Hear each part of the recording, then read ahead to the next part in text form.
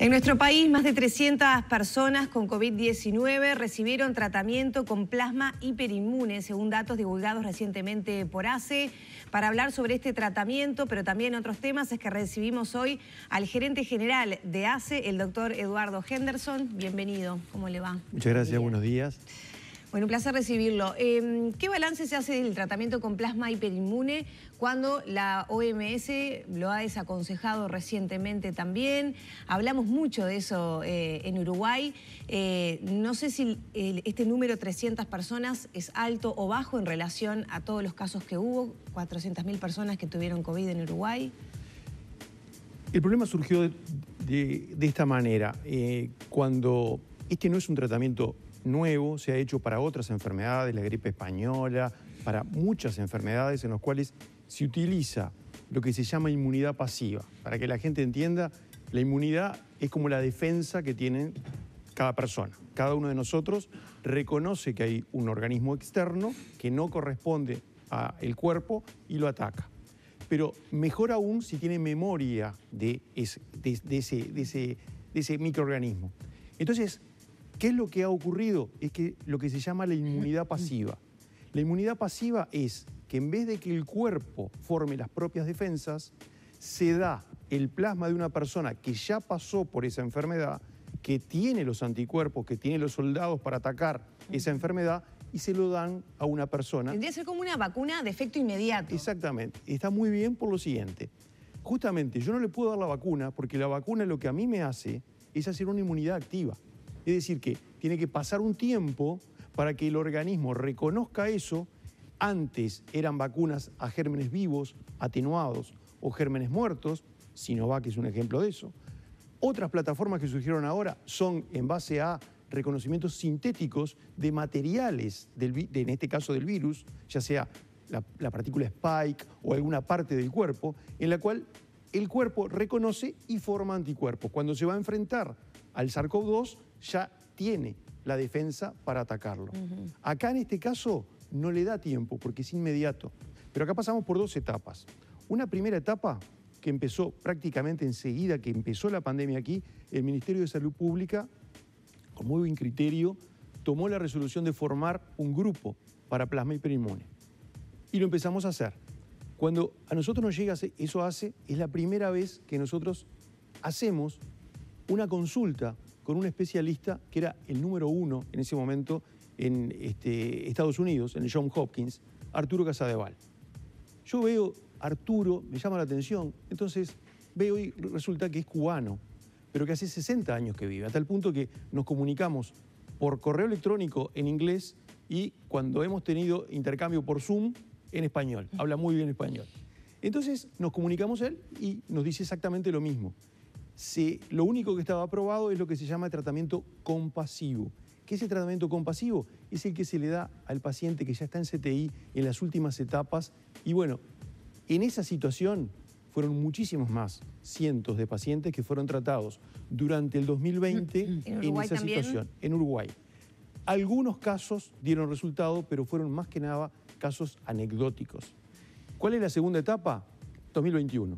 Hay una reunión en Casa de Gobierno o Torre Ejecutiva, en la cual, reunión con el presidente de la República, el doctor Cohen le manifiesta al doctor Cipriani que tenía referencias que un amigo suyo, doctor Fernando Pollack, de Argentina, estaba por presentar un trabajo de uso de plasma hiperinmune con muchos mejores resultados. Leonardo Cipriani me llama inmediatamente y me dice, trata de formar un grupo y desde ACE vamos a trabajar en esto.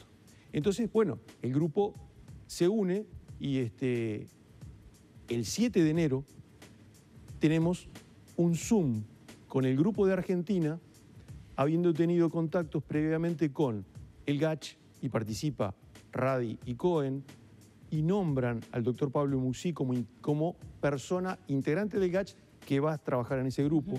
La Facultad de Medicina también colabora nombrando 3 grados 5, doctor Jorge Facal, doctor Otto Pritch, el doctor Julio Medina. Y en ACE nosotros llevamos a la doctora Lilia López del Servicio Nacional de Sangre y el doctor Jorge Curvelo del Hemocentro Maldonado. Ahí es cuando se empieza a trabajar entonces con los pacientes ahí se empieza de a trabajar. 65 Entonces, años, pero en la etapa inicial. Exactamente. Yo tengo una placa que después vamos a ver. Sí, 72 horas exactamente. Entonces, lo que nosotros hacíamos antes, al final, ahora era correcto hacerlo en las primeras 72 horas, con mayores de 65 años, pero nosotros le cambiamos un poco eso, porque también tuvimos, y en el informe justamente mencionamos, que no todos eran mayores de 65 años. Cuando había pacientes con comorbilidades, también lo hacíamos. Ahí está. Entonces lo que se ve en la parte de la derecha era tratamiento compasivo, se hacía en la etapa final. Si el COVID tiene 3 etapas, una etapa, la primera etapa que es realmente de reactivación del virus, una segunda etapa que es el toque pulmonar y una última etapa que es la etapa de tormenta de citoquinas, en esa etapa nos dimos cuenta que no era realmente beneficioso. El punto es que hace poco tiempo la OMS dice que el tratamiento se desaconseja, con el argumento de que puede traer altos costos, que puede tener un alto precio para los que lo reciben. Se vuelve a hacer esa consulta con este especialista. ¿Y cómo puede ser? Este tipo de situaciones siempre generan dudas en la población. ¿Cómo algo que se probó que en estas etapas resultó ser positivo en todos los estudios que se hicieron en Uruguay, ahora se desaconseja? Ahí está. El tema es así, nosotros hicimos durante este año, prácticamente entre marzo y junio, que fue el periodo más duro de la pandemia, ahí hicimos 357 casos que le aplicamos el suero y comprobamos de que había una mortalidad de 10% y 90% se recuperaron. Es decir que... ¿Contra cuántos que no lo habían recibido en un porcentaje similar? Que no lo habían recibido, no... Era muy difícil asegurarlo eso. No hay una comparación con tratamientos. Exacto, no es un tratamiento, digamos, una revisión clínica, o sea, un estudio realmente estadísticamente fuerte. ¿Ah? Pero de todas formas nosotros pensamos que 320 son personas que o se les salvó la vida o se les salvó una progresión de la enfermedad a cuidados intensivos y demás. Esto dio resultado.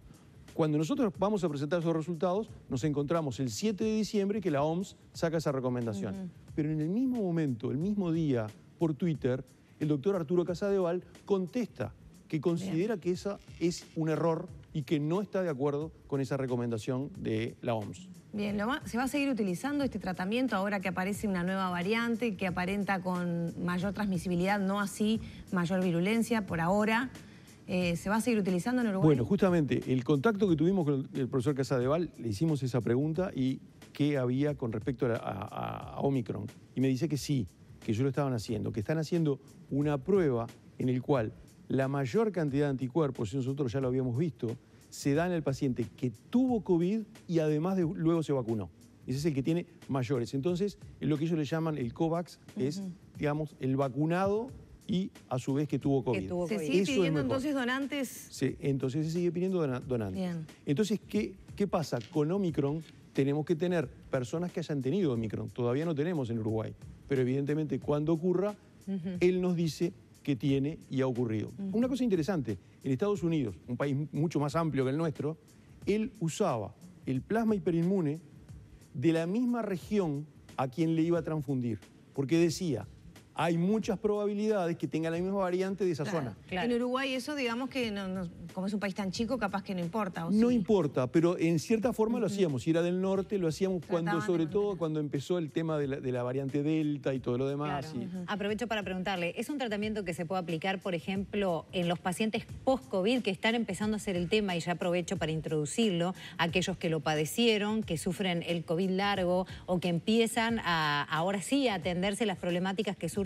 a partir de haber tenido la información por la situación sanitaria en la que estamos hoy? ¿Se va a aplicar este tratamiento? Y si no, ¿cómo se está trabajando con respecto a esas personas? Nosotros en el momento actual, una vez que comenzó a disminuir la pandemia y tener los efectos que toda la estrategia del gobierno, del Ministerio de Salud Pública con respecto a las vacunas, en cuanto al tipo de vacuna y en cuanto a la vacunación, nosotros empezamos poco a poco a tener menos la posibilidad. En el momento actual prácticamente sí estamos recolectando plasma, pero no lo estamos utilizando porque prácticamente no tenemos casos. Tenemos contados casos de pacientes en CTI y en estas condiciones. En el momento actual es una buena pregunta en el sentido de que el grupo se tiene que volver a juntar, se tiene que volver a unir para definir cómo continuar en esta etapa y, por ejemplo, Omicron es todo un desafío que tenemos que definirlo. ¿Cómo se está trabajando con esos pacientes, con esas consecuencias? ¿Cómo está repercutiendo también en ACE, en la atención? Hay muchos problemas para conseguir horas para especialistas, hay enfermedades que empiezan nuevamente a pasar al tapete y que están careciendo de una atención clave. Hay 2 o 3 lugares en los cuales funciona, por ejemplo, en el INOT, en el Hospital Español, en el Hospital Pasteur, Maciel, funcionan policlínicas específicamente post-COVID. Digamos que el resultado mayor de problemas COVID está en la parte respiratoria, fundamentalmente. Pero evidentemente el hecho de un asesoramiento desde el punto de vista psicológico en cuanto a las personas que han tenido, no se olviden que son personas que en algunos casos pasaron CTI días enteros solos, absolutamente sin familiares. Los relatos de esas personas es realmente muy preocupante. ¿Cuántas personas están atendiendo por post-COVID? Post-COVID es muy variable de una zona a otra. No se olviden que nosotros tenemos 900 puntos en todo el país, pero, por ejemplo, un punto que a mí me llamó la atención, 320 casos que se salvaron. Solo en Salto, el otro día que hicieron un homenaje a todos los fallecidos, había 305 salteños que fallecieron por COVID.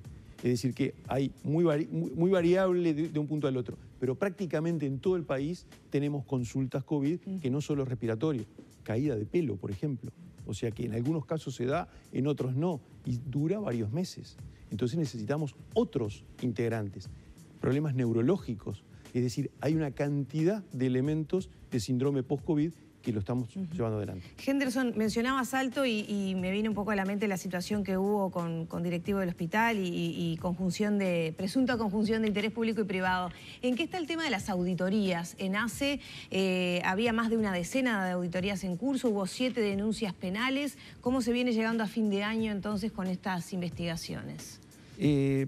Por ejemplo, en esta semana el director de sumarios nos pidió incrementar, cosa que accedimos inmediatamente porque lógicamente han habido una cantidad de casos, el tema 33, el tema de Salto, o sea que han habido una cantidad en la cual somos nosotros y sobre todo el directorio quien les pide la celeridad en determinados casos porque hay que resolverlos claramente. Muchas ya han salido, otras pasa una etapa, es todo un proceso sumarial que supone que no solo que se haga el sumario, sino que luego del sumario se le da, para darle toda la garantía a la persona que fue sumariada, la posibilidad de que pueda hacer y presentar nuevas pruebas o hacer descargos. Y luego son tenidos en cuenta o no. En esas condiciones tenemos un montón. Y hay sumarios que ya terminaron, pero todavía no se culminó con la parte legal y ya resoluciones que se han tomado. El directorio ha tomado prácticamente las semanas toma resoluciones al respecto. ¿Qué pasa con las denuncias penales? ¿Va a haber más denuncias penales? Sí, es muy probable, es muy probable. No le puedo asegurar porque todo depende caso a caso, pero sí, han habido y el caso de Salto era un tema de interés de la conjunción público y privada en el cual se pidió, y es más, hay 2 posibilidades. Hacerlo en la propia unidad ejecutora, en ese caso el doctor Leonardo Cipriani y el directorio pidieron que no, que se traslade a Montevideo, lo que le da mucho mayor transparencia y evitar que los abogados locales se encuentren bajo presión. Entonces, de esta manera, desde Montevideo, se puede hacer perfectamente y muy transparente. ¿Cuáles son las principales irregularidades que encuentran y que ameritan estas auditorías? Lo pregunto también en el sentido de que muchas veces a los periodistas se nos ha contestado situaciones, por ejemplo, con contrataciones de ambulancias, etcétera, que en el interior, en poblaciones alejadas, a veces no hay otra alternativa tan fácil para que esa empresa no tenga vinculación con el médico que además es uno de los directivos del hospital local. Y es verdad que muchos médicos tienen su trabajo en el ámbito público y también legítimamente en el ámbito privado, ¿no? Entonces ahí hay unas líneas que son difíciles de definir. Exacto. Ejemplo, en el caso de Salto específicamente, todos los traslados en ambulancia estaban firmados por la directora o alguien del equipo de gestión. O sea que estaba por encima de la decisión que podía tener la persona que solicitaba el traslado. Han habido muchas cosas, o sea, hay desde problemas de mala praxis hasta montones de problemas de toda índole, hasta incluso personales. Se formó en esta administración una comisión de acoso laboral. Hay una enorme cantidad de denuncias que se han presentado. Son difíciles de probar, tanto de acoso laboral como de acoso sexual, pero está trabajando realmente a full esa comisión. Porque una vez que la gente sabe que eso existe, se anima a presentarlo. ¿Pero esas denuncias es algo nuevo? ¿Creció de un tiempo hasta...? ¿Por qué? Desde que se formó la comisión es impresionante la cantidad de personas. ¿Pero asumen que creció la cantidad de esa problemática o que es porque está la comisión que...? No sabría responder esa pregunta. Lo que sí te puedo decir es que hay, por ejemplo, un tema que es el bussing, por ejemplo, o bossing, que es el acoso de un superior a un dependiente. Ese tipo de denuncias han empezado a aparecer mucho más, no sé si es por el hecho o porque está la comisión y se sabe de que realmente hay un camino que lo pueden llevar a cabo en todo el país.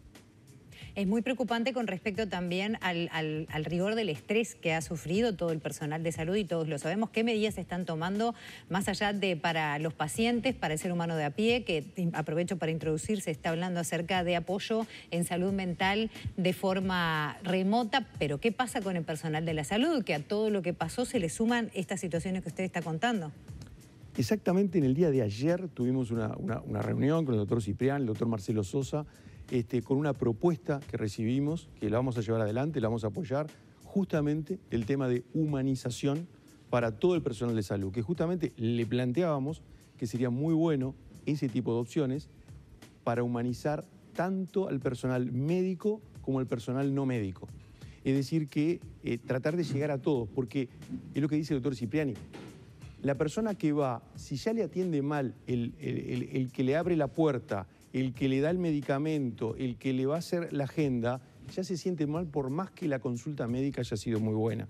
Es decir, que tratamos nosotros de tener una empatía, generar una empatía y tratar, por ejemplo, este fue un ejemplo de lo clásico de que la salud pública era de los pobres y tenía que ser de segunda. Nosotros tratamos permanentemente de cambiar ese concepto, por eso todas estas consultas internacionales y todo lo demás, y nos hemos dado cuenta de que estamos a un nivel que lo podemos hacer, no se escuchan, no responden y lo podemos hacer. Y en este caso la humanización es un sistema que lo vamos a llevar adelante, lo vamos a tratar de llevar a todo el país, fundamentalmente empezar Montevideo Canelones, que es donde está el 50% prácticamente de nuestros usuarios y de nuestros trabajadores, y tratar de hacerlo extensamente. Henderson, ¿y cuán viable es esa iniciativa loable y necesaria con un personal de la salud muy cansado después de la pandemia, con conflictos por cuestiones salariales, con falta de personal, ¿no?, que no es novedad, y también con un monstruo como es ACE, con 1,5 millones de usuarios, y donde se han generado retrasos, como Vero decía, y todos sabemos, hemos hecho unas cuantas notas al respecto, retraso en las consultas, en las cirugías, etcétera, etcétera. ¿Es viable aplicar eso? Hay dos cosas. En primer lugar, es viable. Lo hemos visto que cuando ofrecemos este tipo de herramientas, los trabajadores lo ven con muy buenos ojos. Lo hemos hablado incluso con los directivos gremiales, sindicales, están muy de acuerdo con esa posibilidad. Es decir, que lo ven muy bien, que es justamente favorecerlo. La forma, la metodología son reuniones de poco número de personas, 30 personas máximo, en los cuales se les da una charla, pero luego se intercambia, totalmente proactivo, interactivo, y se ve con muy buenos ojos. Con respecto a lo que tú decías de las cirugías, hemos hecho, quiero señalar fundamentalmente, el Hospital de Tacuarembó llevó adelante una técnica LAMP, que ahora la vamos a desarrollar en todos los demás, en 9 lugares exactamente, y con esa técnica LAMP, que se tenía el resultado enseguida, comenzó un tipo de cirugía, que es la cirugía del día, la cual también se llevó adelante en Bella Unión y en Paysandú. Eso se hizo durante la pandemia. ¿Por qué? Porque el paciente no necesitaba estar internado, es decir, que podía perfectamente, se operaba y de tarde se iba a su casa. Lo llevamos adelante, lo empezamos a hacer en todas las partes del país y eso posibilitó un incremento del número de cirugías que se fue acercando, no llegó, pero se fue acercando a los niveles que el Ministerio planteaba, en el sentido de que toda cirugía que sea oncológica o probablemente oncológica se realice dentro de 30 días y las que son coordinadas con un máximo de 180 días. Eso estamos llegando, es decir que se está logrando. ¿De ¿Y qué cuánto es el pasa con las retraso promedio? consultas, además? Las otras consultas. No, pero antes quería Sí. saber, para cerrar con las cirugías, ¿de cuánto es el retraso promedio entonces actualmente? Nosotros en su momento llegamos a tener más de 6.000 cirugías atrasadas. En el momento actual prácticamente es muy variable en función de eso, 30 días o 180 días, pero estamos en el entorno de 1.500, 2.000, o sea que se bajó notoriamente el retraso que teníamos en ese momento. Eso en primer lugar. Las otras consultas, pasa exactamente lo mismo a nivel público y a nivel privado. Cualquiera de ustedes va a su prestador de salud y si quiere pedir hora con un dermatólogo, le van a dar. Pero si pide con el dermatólogo Juan Rodríguez, capaz que le dan para dentro de varios meses. No, mire que no le dan tan fácil, tampoco para cualquiera. Ni para uno ni para otro. Ni para uno ni para el otro doy fe. Y de hecho también siguen poniendo muchas veces únicamente la opción telefónica, que uno dice, y para el dermatólogo, para eso no voy. Claro, ¿Y qué exacto, hacemos con eso? Si exacto. había una lesión en la piel, o sea, seguimos todavía y muy grave con esa Yo situación. puse un mal ejemplo, porque Sí. evidentemente en este momento las consultas dermatológicas son las que realmente más se incrementan. Nosotros justamente, ustedes sabrán que el decano de la Facultad de Medicina, el doctor Miguel Martínez, es el grado 5 de la cátedra de dermatología. Sí. Ya hemos hablado y queremos llevar adelante una teleconsulta, pero con un dermatoscopio. Es decir, que el médico del interior o rural que ve a un paciente con una lesión de piel pueda ponerle un dermatoscopio, el cual es visto por un dermatólogo a distancia. Eso lo estamos trabajando y muy probablemente Pero acá en poco estamos tiempo lo hablando vamos a de que llevar. yo vivo a 7 cuadras de mi prestador. Sí. No hay necesidad de hacerlo y tampoco consigo número. Claro. Ese tipo de demoras, que es lo que más está preocupando hoy en día a la sociedad, que está volviendo a atenderse patologías fuera COVID, pero que necesitan tener atención y que está costando muchísimo conseguir número privado y público. Ese es otro de los problemas colaterales post-COVID. A mi entender, justamente un tema post-COVID es este. Todavía no se ha comenzado. Por ejemplo, yo he escuchado de que no solo consultas dermatológicas, consultas ginecológicas. Pero ¿y cómo se está trabajando Claro, para eso? exactamente. ¿Qué es lo que se está haciendo? En ACE no lo tenemos. Sé que hay muchos prestadores que no son públicos que sí lo están haciendo. ¿Pero qué se está haciendo para solucionar esa situación? ¿Qué hace Es ACE que no urgente. hacen los demás Claro, entonces? Claro. Nosotros lo que hemos mantenido es volver a las consultas como eran anteriormente. Justamente, nosotros tenemos una pequeña ventaja, que es el número de consultas por hora. O sea, pacientes por hora, nosotros somos, por regla general, 4 pacientes por hora. En otros lugares es hasta 5 pacientes por hora, lo que hace que el tiempo sea mucho menor. Uno de los temas era que no se juntara demasiada gente, lo que ocurría antes, en una consulta, que era todo un problema. La aglomeración Claro, en el área de afuera. consulta, exactamente. Nosotros hemos tratado de mejorar en ese sentido, de tener mayor número de consultas y lo que hemos logrado, por ejemplo, crear 2 centros. Uno en Montevideo, en la Policlínica Giordano, de un call center y otro en el Hospital de Pando, que eso es para Canelones.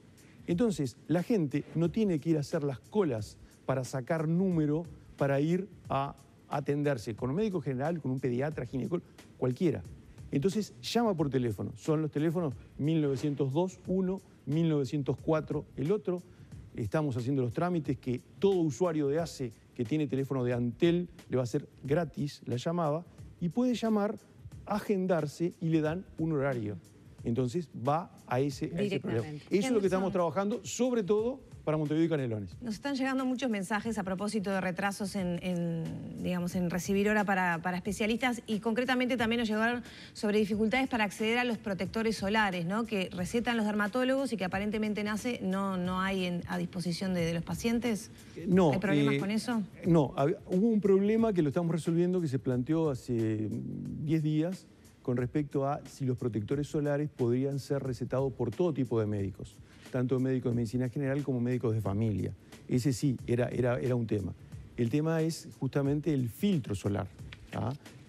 Nosotros lo que tratamos de hacer, y estamos luchando desde hace bastante tiempo, es con respecto a el medicamento, o sea que tratar de que el paciente no retire la receta, sino que simplemente se le indique y vaya y tenga un sistema informático que le da el medicamento y ya no puede ir a retirarlo a otro lugar porque evidentemente ya queda registrado en todo el sistema informático de que ese paciente retiró ese medicamento. ¿Pero hay o no hay filtro solar para los pacientes? Cuando... Hay. Lo que puede ocurrir, que eso no me cabe la menor duda de que pueda estar ocurriendo, es que específicamente en un lugar se haya agotado el stock.